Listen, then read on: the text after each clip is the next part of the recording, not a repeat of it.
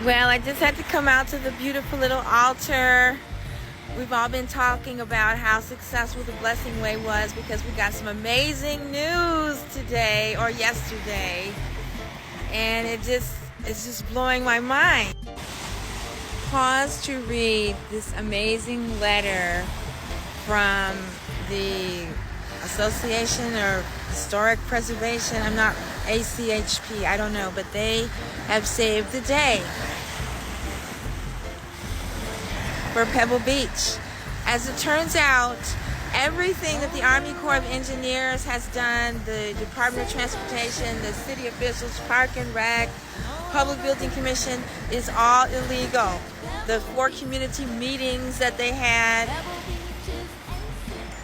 they weren't meetings, they were just presenting the plan that they came up with, which is illegal because they're not supposed to take this apart. They're supposed to preserve and protect the shoreline that as it is. That means a limestone revetment.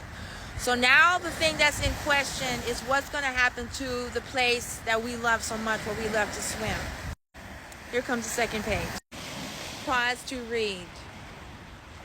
This letter is now public record, and so the officials are now in trouble. We're trying to imagine, how are they feeling? What are they doing right now? And we're like, who cares? They screwed up, and now the whole world knows about it. So I don't really understand everything that's in the document. I just know it's a small victory for us, and we celebrated. We had a little meeting today. We feel like the Blessing Way was very effective because out of nowhere they came forward with this letter, and now we're invited to, basically they have to start from scratch. Basically they have to come up with a brand new plan, just like in my song. At the meetings they presented a plan that was 90% done, and they were only allowing us to have like 10% input. But it's supposed to be the other way around. They can come at us with 15% already done, and they have to work with us to develop the other 85 or 90%. I don't know what the percentages are. But anyway, the guy from the Army Corps of Engineers, he could possibly go to jail for going forward with all of these plans and activities that are illegal because they're ignoring the historic value of the area. And to make matters worse, it turns out that they were not supposed to install the cement barricades, or what do they call them, promenades, the revetment. They weren't supposed to do that along the whole Lake Michigan shore. That's right, all the work they did since 2007 or whenever they started doing this illegal work, 2015, like everywhere else on the lakefront in Chicago is paved. And they did not have permission to do that. They were supposed to wait for the reports from the ACHP, and they went ahead and did all that anyway. And so now they finally stepped in and said, "Oh, you have to honor the MOA from 1993, which we have talked about briefly." Anyway, I've got to do some more research on this document, but the bottom line is, all of their plans have got to go. They have to involve us in the planning, in the design, the whole thing. Their whole little idea to build a landfill out to the shoal. Now we have the opportunity to stop that from happening. So this is amazing. It's really amazing. I still don't really. It's still just hitting me. So anyway, read through the document, and I'll have more information as soon as possible. This is inspiring me to finish my other 2 songs about Pebble Beach, and I want to make a skit about the officials. I have a lot of ideas, artistic, creative ideas. I'm now going to go forward with them once I'm done with the building renovations. But yeah, so tomorrow is Friday, September, I don't know what it is. September 11th maybe, or 12th, and it's supposed to be 82 degrees out here. Woohoo! So bring your suit.